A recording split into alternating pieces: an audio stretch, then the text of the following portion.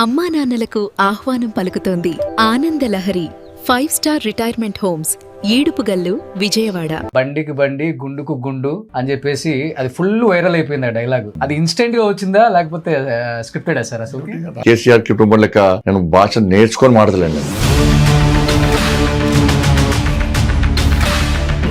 CM Revanth Reddy గారు ఇక్కడ చొప్పదిండిలో ఒక కార్యక్రమం పెడితే 7 సంవత్సరాల ఎంపీగా ఉండి 7 రూపాయలు కూడా తీసుకురాలేకపోయాడు. బండి సంజయ్ గారు ఏం తెచ్చినవో ఏమి ఇచ్చినవో చెప్పు, ఢిల్లీ నుంచి ఏం నిధులు తెచ్చినవో లెక్క చెప్పు. అది మాత్రం శాత కాదు, చేసేటోళ్ళ కాళ్ళ కట్టె పెట్టురు వాళ్ళతో.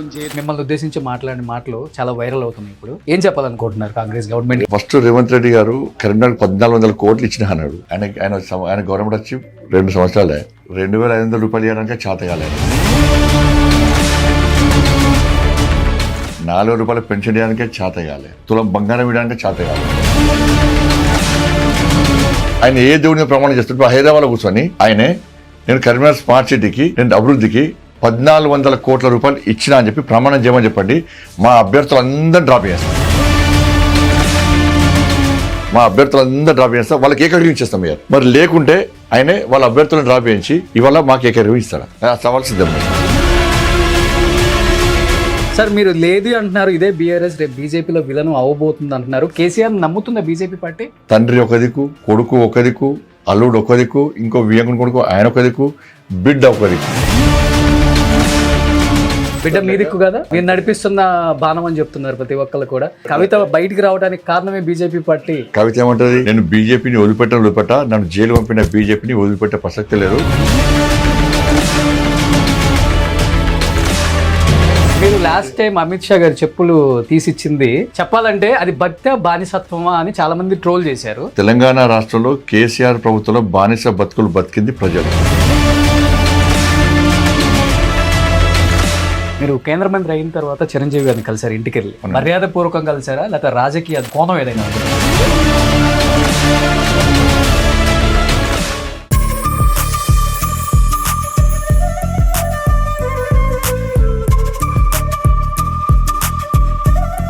Hi hello, welcome to Suman TV. నేను మీ రోషన్. సో ప్రస్తుతం నేను కరీంనగర్లో ఉన్నాను. సో నిజంగా కరీంనగర్ అనగానే రాజకీయాలకి పెట్టింది పేరు అని చెప్పుకోవచ్చు అనమాట. హైదరాబాద్ తర్వాత మనందరికీ గుర్తొచ్చే ఒకే ఒక ప్రాంతం కరీంనగర్.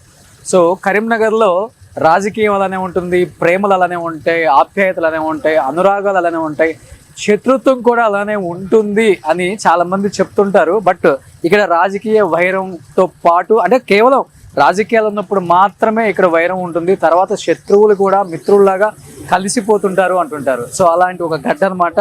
నిజంగా కార్పొరేటర్ స్థాయి నుంచి ఎంపీ స్థాయికి, ఎంపీ నుంచి సెంట్రల్ మినిస్టర్, నిజంగా తెలంగాణలో బండి సంజయ్ అంటే తెలియని వాళ్ళే లేదు.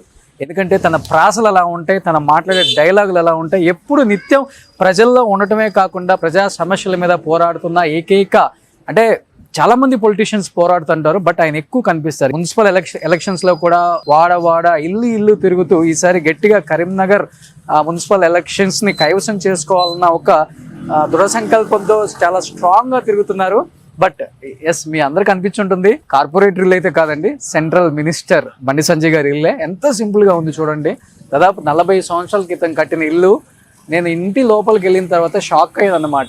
సాధారణంగా ఒక ఎమ్మెల్యే అయిన వాళ్ళు, ఒక ఎంపీ అయిన వాళ్ళు ఇల్లుని, వాళ్ళ లైఫ్ స్టైల్ని చేంజ్ చేసుకుంటారు, వాళ్ళ కార్లు, వాళ్ళ చుట్టూ ఉన్న పరిసరాలు. అందులో ఆయన కేంద్ర మంత్రి అయ్యారనమాట.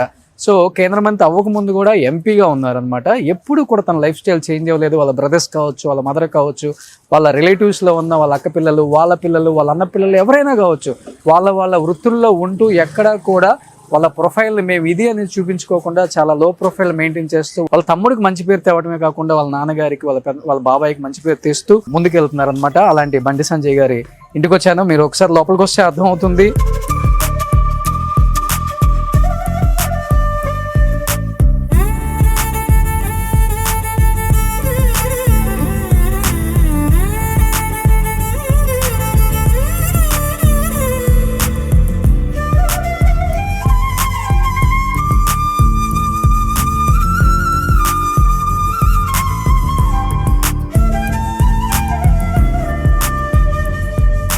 చూడండి, లోపలికి వచ్చిన తర్వాత డోర్స్ కానీ ఇవన్నీ కూడా ఆయనకి సంబంధించిన కొన్ని ఫోటో గ్యాలరీస్ చూడొచ్చు. వాళ్ళ మదర్ అండ్ వాళ్ళ పిల్లలు అండ్ ఎప్పుడో ఆర్ఎస్ఎస్లో ఉన్నప్పటి నుంచి ఇప్పటికి బీజేపీ సెంట్రల్ మినిస్టర్ అయ్యే వరకు సేమ్ అదే క్యారెక్టర్, అదే డెడికేషన్, అదే క్రెడిబిలిటీ, మనిషిని ఏమాత్రం కూడా పెంచుకోకుండా తగ్గించుకుంటూ 10 మందితో కలిసిపోతూ ప్రాసలతోనే సమాధానం చెప్తారు. ఎక్కడ ఆయన యాంగర్ అంటే కోప్పడతారు, కానీ ఆ కోపంలో ఒక అర్థం ఉంటుంది. రాజకీయం వరకే ఆ కోపం చూపిస్తారు, ఎప్పుడు శత్రువులను పెంచుకోరు అనమాట.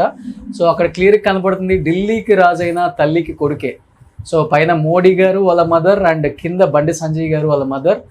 అమ్మ కూడా లోపల ఉన్నారు, నేను మాట్లాడాను అమ్మతో. అండ్ ఇక్కడ మీకు కనిపిస్తున్నాయి సంజయ్ గారికి సంబంధించిన కొన్ని ఫొటోస్. ఇవన్నీ మీరు లోపలికి వస్తే బండి సంజయ్ గారు ఫ్యామిలీ కూడా చూడొచ్చు. అక్కడ ఎంటైర్ వాళ్ళ ఫ్యామిలీ. చాలా తక్కువ మందికి తెలుసు బండి సంజయ్ గారు ఫ్యామిలీ అనేది. ఎందుకంటే పెద్దగా బయటికి రారు.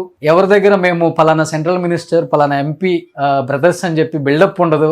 పిల్లలు అలానే ఉంటారు, వాళ్ళ బ్రదర్స్ అలానే ఉంటారు. వాళ్ళ మదర్ అయితే ఇంటికి పరిమితం. అసలు ఎక్కడా కూడా ఏ విధమైన ఆడంబరాలు ఉండవు అనమాట.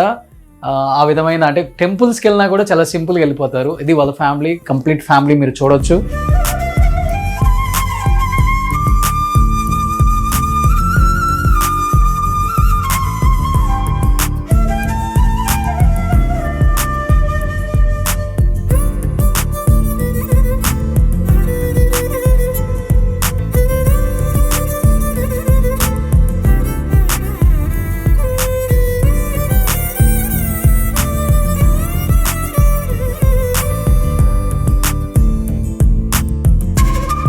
Hi hello, welcome to Suman TV. నేను మీ రోషన్. సో ప్రస్తుతం నాతో పాటు ఉన్నారు కేంద్ర మంత్రి బండి సంజయ్ గారు. నమస్తే అండి. సో ఫస్ట్ మిమ్మల్ని అడగాల్సింది, రాజకీయం పక్కన పెడితే ఎప్పుడు నిద్రపోతారు, ఎప్పుడు లేస్తారు? నైట్ 12ంటికి కూడా 2ంటికి కూడా ఆన్లైన్లో ఉంటారు, మళ్ళీ 5 గంటలకు లేస్తారు, చాలా ఎనర్జెటిక్గా కనపడతారు. అసలు ఏంటి మీ సీక్రెట్ ఏంటి అసలుకి? సీక్రెట్ మనకు మొదటి నుంచి అలవాటు కాబట్టి రెస్ట్ తీసుకోవడం అలవాటు లేదు. ఒక నరేంద్ర మోడీ గారు రోజు 18 గంటలు పనిచేస్తాడు. మేము కూడా స్ఫూర్తిగా తీసుకుంటాం. 24 గంటలు ప్రజలకు, కార్యకర్తలకు అందుబాటులో ఉండడం, ఏ ఇబ్బంది ఉన్నా మనం వాళ్ళకు సేవ చేసే ప్రయత్నం చేయడం. ఏదో వర్క్ ఉంటా ఉంటుంది. తప్పు రాత్రి 12 వరకు కూడా కార్యకర్తలు వస్తూనే ఉంటారు. ఉదయం మార్నింగ్ 6 o'clock మళ్ళీ జాతర స్టార్ట్ అవుతూనే ఉంటుంది. ఎక్కడైనా కూడా ఇక అలవాటు అయిపోయింది అది. ఓకే. సో మార్నింగ్ వాకింగ్లో కూడా కార్యకర్తలతో ఫోన్లో మాట్లాడుతూనే ఉంటారు. అసలు మార్నింగ్ టైము కాఫీకి కానీ, ఫ్యామిలీతో బ్రేక్ఫాస్ట్కి కానీ, డైనింగ్ టేబుల్ మీద టైం ఇస్తారా అసలు మీరు? అయితే పార్టీ ప్రజలు కావాలన్నా, ఫ్యామిలీ కావాలన్నా అట్లా చెప్పి ఫ్యామిలీ దూరం పెట్టడం కాదు. ఓకే. కాబట్టి మా శ్రీమతి గారికి, మా పిల్లలకి అలవాటు అయిపోయింది. నేను బయట టూర్ పోయినా కూడా నైట్ 12కి వస్తా. ఓకే. పిల్లలు పడుకుంటారు, మార్నింగ్ 6 లేసి వెళ్ళిపోతా. దాదాపుగా 15 years నుంచి 20 years నుంచి కుటుంబానికి దూరమే ఉండడం అవుతున్నది. ఇక వాళ్ళకి అలవాటు అయిపోయింది, నాకు అలవాటు అయిపోయింది. ఓకే. కోపం చూపిస్తారా ఇంట్లో? భయపడతారా మీ కోపం చూసి? అసలుకి నేను నాకెప్పుడు కోపం రాను. ఇక మీరు టీవీలో చూసి బండి సంజయ్ కోపం, నేను ఎప్పుడు కోపం కూడా ఎప్పుడు నవ్వుకుంటాను అనమాట. ఓకే. నాకు కోపం అనేది అసలే రాదు. సరే స్టేషన్లో ఉద్యమాల టైంలో అప్పుడు ఆ విషయం వేరు. బయట ఎవరు కోపడ మా కార్యకర్తలు అనేది అందరూ కానీ ఎవరు వచ్చినా నవ్వుకుంటా మాడతా, అందరు భుజం మీద చేసి మాడతా, వాళ్ళు ఏ బాధ ఉన్నా వింటా, వాళ్ళు సంధానిస్తారు. తప్పు చేసినా ప్రజా కార్యకర్తలను కాపాడుకుంటా, తర్వాత వాళ్ళు సంధానించే ప్రయత్నం చేస్తా. ఓకే. ఆద్యాంతం ఫస్ట్ నుంచి ఎండింగ్ వరకు కూడా మీ స్పీచ్లు అంటే ఎవరు మిస్ అవ్వరు. మీకు యూత్ ఫాలోయింగ్ ఎక్కువ. యాక్చువల్గా చెప్పాలంటే మీ ఏజ్ గ్రూప్ వాళ్ళు ఎక్కువ ఉండాలి, కానీ 20, 15, 25 ఏజ్ గ్రూప్ వాళ్ళు మీకు ఫాలోయింగ్ ఫుల్ ఎక్కువ. ఎందుకంటే మీ ప్రాసలు చాలా బాగుంటాయి. డైలాగులు మీరు రాస్తారో అర్థం కాదు, లేకపోతే మీకు టీం ఉన్నారో అర్థం కాదు, మీ ప్రాసలతోనే చంపేస్తారు. లాస్ట్ టైం చెప్పాలంటే బండికి బండి, గుండుకు గుండు అని చెప్పేసి అది ఫుల్ వైరల్ అయిపోయింది ఆ డైలాగ్. అది ఇన్స్టెంట్గా వచ్చిందా లేకపోతే స్క్రిప్టెడ్ సార్? అసలు మామూలుగా నాకు స్క్రిప్ట్ ఉండదు. సబ్జెక్ట్ విషయంలో, బడ్జెట్ విషయంలో, బడ్జెట్ అలికేషన్ విషయంలో మనం తీసుకుంటాం తప్ప ఇక మైక్ కొట్టినామంటే నాకు స్టైల్గా మాట్లాడడం రాదు. నేను మీతో ఎట్లా మాట్లాడుతున్నాను మామూలుగా పబ్లిక్ మీటింగ్లో కానీ, మీడియా ప్రెస్ కాన్ఫరెన్స్లో కానీ మామూలుగా రొటీన్గా మాట్లాడే తప్ప నాకు స్టైల్గా మాట్లాడడం రాదు. కాబట్టి అది ప్రజలకు అది ఆటోమేటిక్గా నచ్చుతున్నది. కేసీఆర్ కుటుంబం లెక్క నేను భాష నేర్చుకొని మాట్లాడలేను, నేను యాస నేర్చుకొని మాట్లాడలేను. నేను రొటీన్గా మామూలుగా ఇంట్లో మాట్లాడేది మా డైనింగ్ టేబుల్ అదే మాడతా, బయట పబ్లిక్ మీట్లో అదే మాడతా, కార్యకర్తలు ఇదే మాడుతూ ఉంటాను. ఓకే. సో ఇప్పుడు సీఎం రేవంత్ రెడ్డి గారు ఇక్కడ చొప్పదండిలో ఒక కార్యక్రమం పెడితే 7 సంవత్సరాల ఎంపీగా ఉండి 7 రూపాయలు కూడా తీసుకురాలేకపోయాడు. ఇంకేం డెవలప్ చేస్తారు అని చెప్పేసి మిమ్మల్ని ఉద్దేశించి మాట్లాడిన మాటలు చాలా వైరల్ అవుతున్నాయి. ఇప్పుడు ఏం చెప్పాలనుకుంటున్నారు కాంగ్రెస్ గవర్నమెంట్ రేవంత్ రెడ్డికి? ఫస్ట్ రేవంత్ రెడ్డి గారు కరీంనగర్ 1400 కోట్లు ఇచ్చిన అన్నాడు. ఆయన గవర్నమెంట్ వచ్చి 2 సంవత్సరాలే 2500 రూపాయలు ఇవ్వడానికే చేత కాలే ఆయనకు. 4 రూపాయలు పెన్షన్ ఇవ్వడానికే చేత కాలే ఆయనకు. తులం బంగారం ఇవ్వడానికే చేత కాలే. అసలు కరీంనగర్లో ఏ గల్లీలో రోడ్లు వేసిండు 1400 రూపాయల కోట్లతోని? ఎక్కడ పార్క్ కట్టిండు? ఆల్రెడీ మొత్తం కరీంనగర్ మొత్తం అభివృద్ధి చెందింది. ఇంకా గల్లీలో రోడ్లు ఉన్నాయి, ఇంకా ఇవ్వాల్సి ఉన్నది. ఇంకా ఇంత స్మార్ట్ సిటీ, ఈ కరీంనగర్ స్మార్ట్ సిటీకే 1400 కోట్లు ఇచ్చినట్టే వాళ్ళు నమ్ముతారా చెప్పండి? స్మార్ట్ సిటీ స్మార్ట్ సిటీ అని వాళ్ళు చెప్పుకుంటున్నారు కదా, ఎందుకు చెప్పుకుంటారు మరి? ఇప్పుడు బీఆర్ఎస్ వాళ్ళు చేస్తే ఢిల్లీ గవర్నమెంట్ వీళ్ళ ముఖాలు చూసిందా మోడీ గారు? నా ముఖం చూస్తాడా, వీళ్ళ ముఖాలు చూస్తాడా? స్మార్ట్ సిటీ ఇవాళ స్మార్ట్ సిటీకి కనీసం పాత ప్రభుత్వం మ్యాచింగ్ నటి వాళ్ళని కొట్లాడితే అప్పుడు ఈ స్మార్ట్ సిటీ అనేది నిధులు విడుదలైనాయి. డైవర్ట్ అనే నిధులు కూడా మళ్ళీ తీసుకొచ్చాం. సరే, బీఆర్ఎస్ గవర్నమెంట్ స్మార్ట్ సిటీ అంటున్నారు. మరి ఇక్కడ ఎందుకు అభివృద్ధి చెందింది? మరి వరంగల్ పరిస్థితి ఏంది? వరంగల్ కూడా స్మార్ట్ సిటీ. వరంగల్ ఒక రోడ్ లేదు, ఒక మోరీ లేదు. వరదలు వస్తే మొత్తం వరంగల్ మొత్తం మునిగిపోతుంది.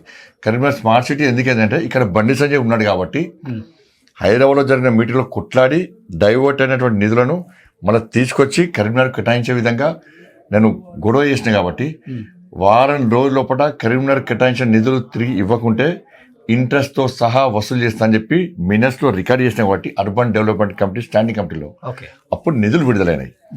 దాని ద్వారా ఇవాళ అభివృద్ధి చెందింది. రేవంత్ రెడ్డి గారికి అసలు కరీంనగర్ స్మార్ట్ సిటీ అయిందా కూడా తెలియదు. ఇలా అభివృద్ధి చెందిన దాన్ని ఈ స్మార్ట్ సిటీకి రేవంత్ రెడ్డి ఇచ్చేది మేము తీసుకునేది, కరీంనగర్ ప్రజలు తీసుకునేది. ఇవాళ ఆయన గెలిచి 2 సంవత్సరాలే. అసలు ఆయన ఏ దేవుని ప్రమాణం చేస్తుంటే హైదరాబాద్లో కూర్చొని ఆయనే నేను కరీంనగర్ స్మార్ట్ సిటీకి నేను అభివృద్ధికి 1400 కోట్ల రూపాయలు ఇచ్చినా అని చెప్పి ప్రమాణం చేయమని చెప్పండి, మా అభ్యర్థులందరూ డ్రాప్ చేస్తా. కరీంనగర్ అభివృద్ధికి మా అభ్యర్థులందరూ డ్రాప్ చేస్తా, వాళ్ళకి ఏకగ్రీవించేస్తాం అయ్యారు. మరి లేకుంటే ఆయనే వాళ్ళ అభ్యర్థులను డ్రాప్ చేయించి ఇవాళ మాకు ఏకగ్రీవిస్తారా? సవాల్ సిద్ధం. నేను రేవంత్ రెడ్డి గారి మాటలు అసలు జనం నమ్మతలేరు. ఎందుకంటే ఈ మాయ మాటలు ఎలక్షన్ అప్పుడు గాడి గుడ్డు పెట్టి దింపాడు. ఇవాళ గాడి గుడ్డు కూడా ఇచ్చే పరిస్థితి లేదు. ఏడవేనా కనీసం వాళ్ళ నాయకులు కరీంనగర్లో ప్రచారానికి తిరిగే పరిస్థితి లేదు. ఒక్కరికి 2 బీఫామ్లు ఇచ్చారు, ఒక్క డివిజన్లో 2 బీఫామ్లు ఇచ్చారు. రన్నింగ్ కాంపిటీషన్ పెట్టారు. ఎవరు ముందు పోయి సబ్మిట్ చేస్తే వాళ్ళకే బీఫామ్. కాబట్టి వాళ్ళకే చక్కగా లేదు. ఇవాళ కరీంనగర్కి పైసలు ఇచ్చినట్టే ఎవరు నమ్ముతారు? ఇవాళ నిజంగా 1400 కోట్ల రూపాయలు ఇస్తే బీఆర్ఎస్ వాళ్ళు స్మార్ట్ సిటీ పట్టుకొస్తే ఇవాళ వాళ్ళు ఎందుకు చెప్పుకోలేకపోతున్నారు? మేము ఇది చేసినాం అని ఎందుకు చెప్పుకోలేకపోతున్నారు? వాళ్ళ మాటలు ప్రజలు ఎందుకు నమ్మతలేరు వాళ్ళ మాటలు? అంటే సంజయ్ గారు లాస్ట్ 10 సంవత్సరాల కేంద్రంలో మీరే అధికారంలో ఉన్నారు. ఇక్కడ కరీంనగర్ అంటే బండి సంజయ్ అంటే కరీంనగర్ అంటారు. అలాంటిది మీరు ఎందుకు మున్సిపల్ కైవసం చేసుకోలేకపోయారు? ఎందుకు నమ్మలేకపోతున్నారు? ఒక్క అవకాశం ఏమన్నా ఎందుకు ఇల్లు తిరుగుతున్నారు ఈరోజు? మేము ఇవాళ బాజప్తా కరీంనగర్ స్మార్ట్ సిటీకి ఇవాళ నిధులు తీసుకొచ్చినాం కాబట్టి నమ్మట్లేదు. నమ్ముతారు ప్రజలు నమ్ముతారు కాబట్టి ఇప్పుడు కరీంనగర్ వాతావరణం చూడండి. వారు వన్ సైడ్ లెక్కనే మొత్తం ఎక్కడ చూసినా బీజేపీ. ఇలా బీఆర్ఎస్ నాయకులు తిరిగే పరిస్థితి లేదు, కాంగ్రెస్ నాయకులు మీటింగ్ పెట్టే పరిస్థితి లేదు. మీరు మొత్తం కరీంనగర్లో ఏ డివిజన్ చూడండి, ఏ సర్వే చూడండి. ఇవాళ ప్రజలకు వాస్తవ విషయాలు తెలిసిన తర్వాత ఇవాళ ప్రజలు మాకు అభివృద్ధి కావాలి, ఇవాళ నిధులు కావాలి. ఎందుకంటే ముఖ్యమంత్రి తలకాయ నరికినా 1 పైసా లేదు ముఖ్యమంత్రి అన్నాడు. ఇవాళ కాంగ్రెస్ పార్టీ ప్రభుత్వం 2 సంవత్సరాలు 1 పైసా ఇవ్వలే. కాబట్టి బీఆర్ఎస్ పార్టీ ఉన్న రోజులు దాచుకున్నది తప్ప ఇవాళ వాళ్ళు 1 పైసా ఇచ్చిన దాఖలాలు లేవు. కాబట్టి ఇప్పుడు ఇంకా అభివృద్ధి జరగాలి. ఇంకా కొన్ని పెండింగ్ ఉన్నాయి. ఆ పెండింగ్ రోడ్స్ కానీ ఆ డెవలప్మెంట్ వర్క్స్ కానీ యాక్టివిటీస్ అన్ని కూడా పూర్తి చేయాలంటే ఇక్కడ కేంద్రం నుంచి నిధులు రావాలి. ఆల్రెడీ వచ్చి ఉన్నాయి, ఇంకా తీసుకొచ్చే అది అవకాశం బీజేపీకే ఉంది. కాబట్టి ఇవాళ ఇక్కడ మనం బీజేపీకి ఓటేస్తేనే మనకు కేంద్రం నుంచి నిధులు వస్తాయి. లేకుంటే కాంగ్రెస్ పార్టీ వస్తే ట్యాక్సులు వేస్తారు. బీఆర్ఎస్ పార్టీలో చరిత్ర ఏంటంటే పోయినసారి బీఆర్ఎస్ పార్టీకి కార్పొరేషన్ అప్పచెప్తే 11 మంది కార్పొరేటర్లు జైలుకు పోయారు.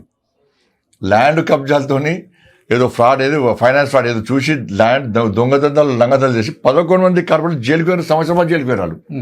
వాళ్ళందరికీ మళ్ళీ టికెట్లు ఇచ్చారు. వాళ్ళ క్యాండిడేట్ లేరు. ఇవాళ బీజేపీ నుంచి పోటీ చేయడానికి 66 డివిజన్లకు 374 మంది నామినేషన్లు వేశారు. అంత పెద్ద ఎత్తున స్పందన ఉన్నది. ఇలా ఇంటిని పోయి జై శ్రీరామ్ అని చెప్పి బీజేపీ అభ్యర్థులు అంటే వారు తిరిగి ప్రజలు జై శ్రీరామ్ అని చెప్పి ఇవాళ ఆ ఇంటికి తీసుకొచ్చి ఛాయ్ తాగిచ్చి మేము పక్కా ఓటేస్తామని చెప్పి ఆశీర్వాదం ఇచ్చే పరిస్థితి, బ్లెస్సింగ్ ఇచ్చే పరిస్థితి. ఇవాళ కాంగ్రెస్ వాళ్ళు తిరుగుతలేరు, తిరిగిన స్పందన లేదు. వాళ్ళు ఒకటే 2,500 రూపాయలు అవి, 4,000 రూపాయలు అవి, మాకు తులం బంగారం ఏది, మాకు స్కూటీలు అవి, మాకు పిల్లలకు ఉద్యోగాలు అవి, ఉద్యోగస్తులందరూ కూడా మాకు డిఏలు అవి, రిటైర్మెంట్ అనేటువంటి ఉద్యోగస్తులు మాకు బెనిఫిట్స్ అవి. ఇవి ఇవాళ ప్రజల నుంచి వస్తున్న ప్రశ్నలకు కాంగ్రెస్ పార్టీ నాయకుల దగ్గర సమాధానం లేదు కాబట్టి, ఇవాళ నల్ల ముఖం వేసుకొని తిరిగే పరిస్థితి లేదు కాబట్టి, ఇలా కరీంనగర్లో నరేంద్ర మోడీ గారు ఢిల్లీలో ఉన్నారు.